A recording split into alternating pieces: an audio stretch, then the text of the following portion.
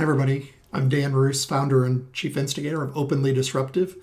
This is video 2 in a series of how to really build out your vision so that you can go from a vision for innovation or a vision for your ecosystem into actually actionable components of it so that you can iteratively improve it.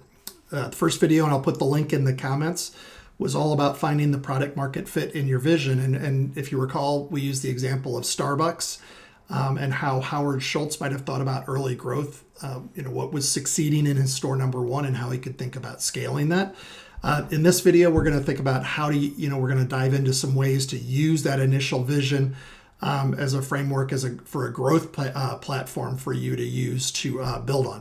So if you recall from that first video, and if you haven't had a chance to watch it yet, I would encourage you to go ahead and pause and do that, is he was using this basic vision with the moving pieces in it to have a lot of conversations with a lot of people to improve it, because it really became a diagnostic tool then that he could use to get feedback and rapidly improve it.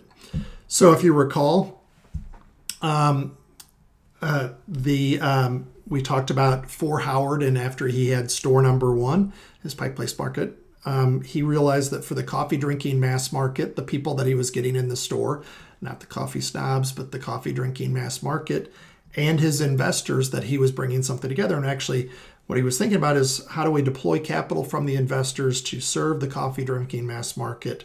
And then how do we then return that back in terms in proceeds to pay back the investors so that we could scale it?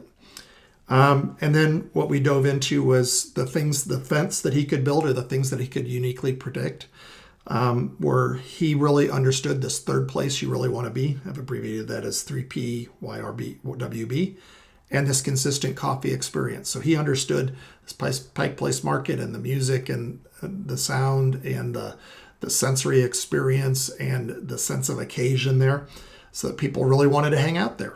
And he could also really understood that, he understood how to deal with coffee bean roasting, how to deal with water, and how to deal with all these things that makes inconsistent coffee be something much more consistent. So that's the fence that he could build.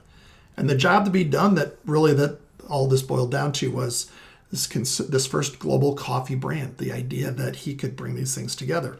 So for the coffee drinking mass market and his investors, he was going to deploy this third place you really want to be and a consistent coffee experience to build the first global coffee brand. And then he would be able to use this to say, hey, real estate developer, I would like to talk to you.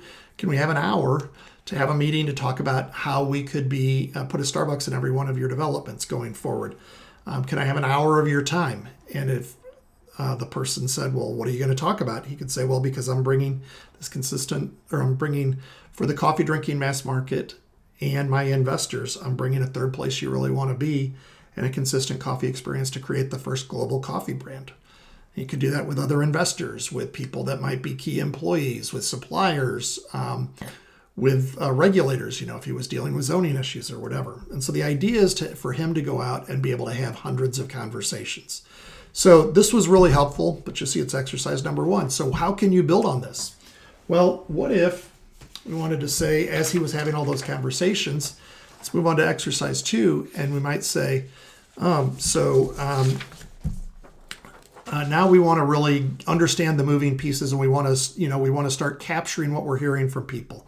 So once again, for the coffee drinking mass market, this is just putting up here to remind us what we're talking about, and Howard's investors, we're going to bring this third place you really want to be, and a consistent coffee experience to create the first global coffee brand.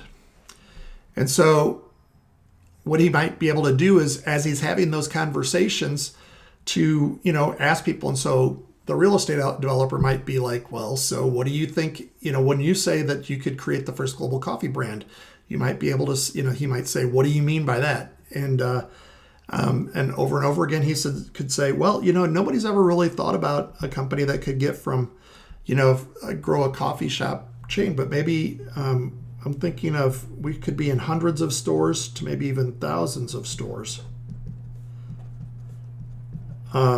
And that would be something really significant. And he could notice that his investors that he was talking to and the real estate developers and the suppliers and everything, they would be like, that's really powerful. He might also say, we also would know that success was really taking off when people copycat us, when people try to copy us, because that means that other people are recognizing that we're finding success. And he might say, we're going to start seeing some ROI. So we're actually going to see some same store metrics, or some number of times people return, or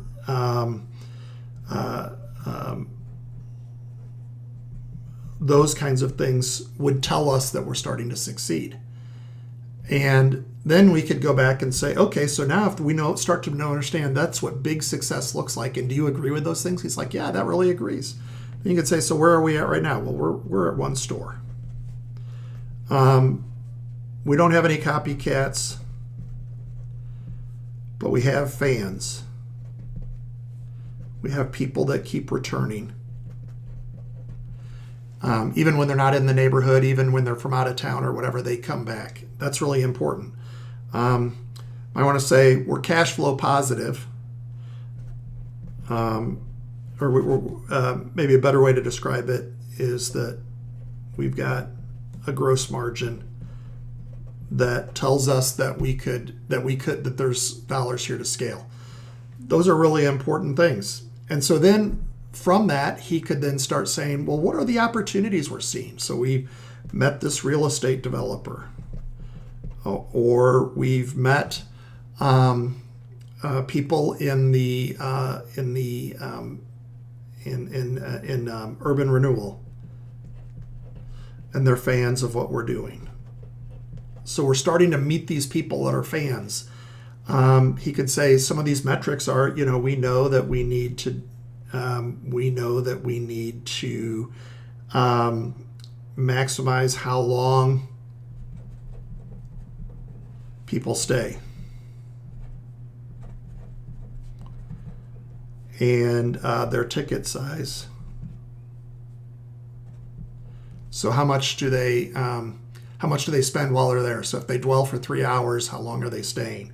Maybe he says we want to know from Wi-Fi usage in the store how engaged people are, or what they're doing in the store. There's all kinds of ways that he could start measuring success. Number of yeses to meetings. And I apologize, my handwriting is atrocious. That's okay. And he could start looking at what are the obstacles. So the obstacles might be zoning issues, or it might be the supply chain, or it might be training. For this consistent coffee experience, it requires a level of training that maybe the average coffee shop hasn't done. But what he's able to do then is he's able to actually build a roadmap and to start understanding the moving pieces so that he could build something out of it and continue. Like, he's still running a store, and he has to just keep finding this out. But this is a way to keep getting to clarity, using each one of these conversations to get to clarity. So why do you want to get that clarity? Well, because the next thing we want to do is we want to think of, how do we go big? So right now, he's at one store. And eventually he wants to be, this first global coffee brand.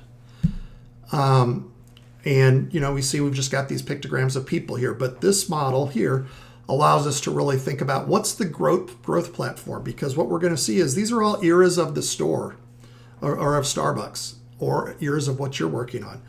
And what we can start doing is say, so maybe we think that there's the 1-store era, but then there's going to really be the 5-store eras. But we're eventually going to get that to, that's going to be the 100-store era. And then eventually that's going to be the hundreds of stores.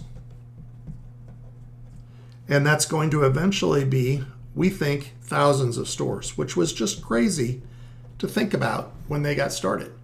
So the advantage of this, and the reason that we do this is really, you remember, we're talking about for the coffee drinking mass market, Howard is going to bring together them and his investors with this third place you really want to be, and this consistent coffee experience to create the first global coffee brand. So once we've done this, then we can start looking at to say, what is it that we let go of? So we can't be everything to everybody. But when we let go of what is the thing that allowed us to do that?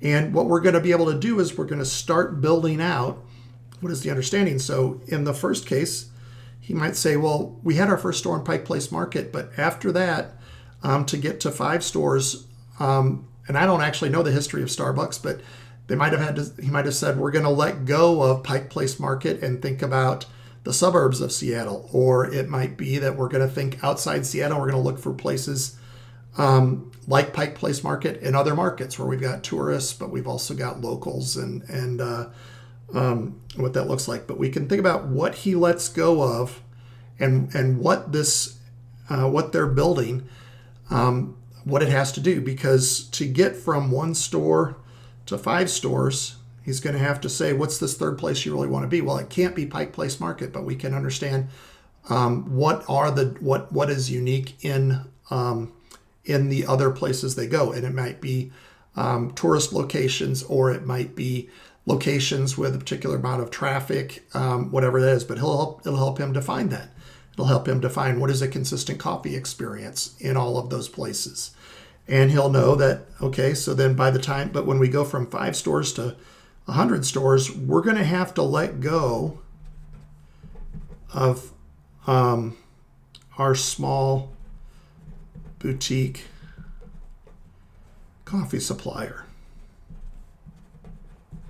And they're going to either have to be able to scale with us, or we're going to have to look at more. We're going to have to let go of that. We're going to be able to see it. So he's going to actually be able to build out all of the things that are limiting beliefs that are going to keep him from getting to that.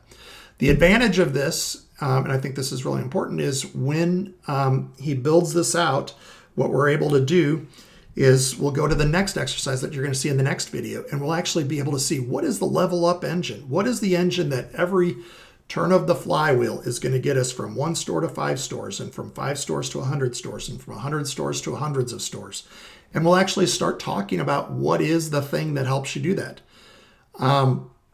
So this is how I think about building ecosystems. Now, you can use this as an individual innovator. Maybe you're just thinking about all of the partnerships you're going to build, or how many customers you're going to have, or whatever. Or you can be thinking about how many stakeholders in the ecosystem you're going to bring together. Regardless, this is the kind of work I do. If I can help you in any way, build out what you're trying to build, I'd love to hear from you. I'm Dan at openlydisruptive.com. This has been all about getting from your vision to thinking about it as a growth platform. How do you have all of the conversations and engage all of the people so you can build a growth platform? Go back to video 1. The link will be in the comments. In the description, if you'd like to see that fuller description of that, and look ahead for video 3 to see how you can actually build. Define and refine your level up engine for the ecosystem that you're trying to build. So here's hoping that I can help you innovate. Take care and have an awesome day.